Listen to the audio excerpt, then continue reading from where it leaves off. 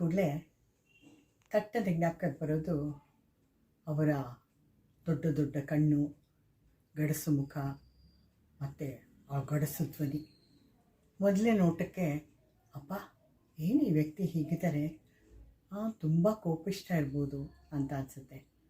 ಅವ್ರ ಜೊತೆ ಮಾತಾಡ್ತಾ ಮಾತಾಡ್ತಾ ಅಯ್ಯೋ ಎಂಥ ಮೃದು ಹೃದಯ ಇವರು ಅಂತ ಅನ್ಸೋಕ್ಕೆ ಶುರುವಾಗುತ್ತೆ. ನನಗೆ ಗೊತ್ತಿಲ್ಲದೆ ಇರೋ ವಿಷಯನೇ ಇರ್ತಾ ಇರಲಿಲ್ಲ. ಯಾವುದ್ರ ಬಗ್ಗೆ ಆದರೂ ಅವರು ವಾದ ಮಾಡ್ತಾಯಿದ್ರು. ವಾದ ವಿವಾದ ವಿತ್ತಂಡವಾದ ಎಲ್ಲವೂ ನಡೀತಾ ಇತ್ತು. ಮತ್ತು ಕೊನೆಯಲ್ಲಿ ಅವರೇ ಗೆಲ್ತಾ ಇದ್ದಿತ್ತು. ಹಾಗೆ ಅವರು ತುಂಬ ಸ್ನೇಹಪರರು ಕೂಡ.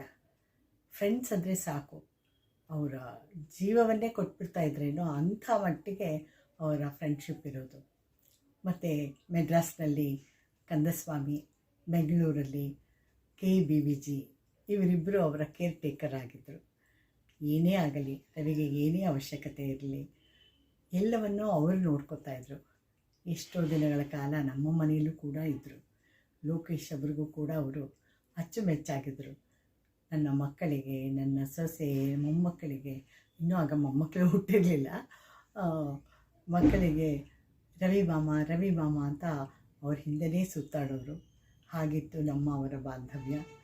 ಅವರಿಲ್ಲ ಅನ್ನೋದು ಮನಸ್ಸಿಗೆ ತುಂಬ ಬೇಜಾರಾಗುತ್ತೆ. ಆದರೆ ಯಾರೇ ಆಗಲಿ ಬಂದವರು ಹೋಗಲೇಬೇಕಲ್ವ. ಅವರ ಸಾವು ಕೂಡ ಎಷ್ಟು ವಿಚಿತ್ರವಾಗಿತ್ತು.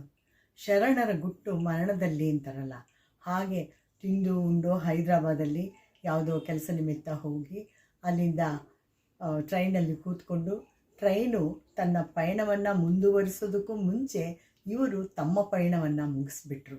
ಹಾಗೆ ಹೊರಗ್ಬಿಟ್ರಂತೆ.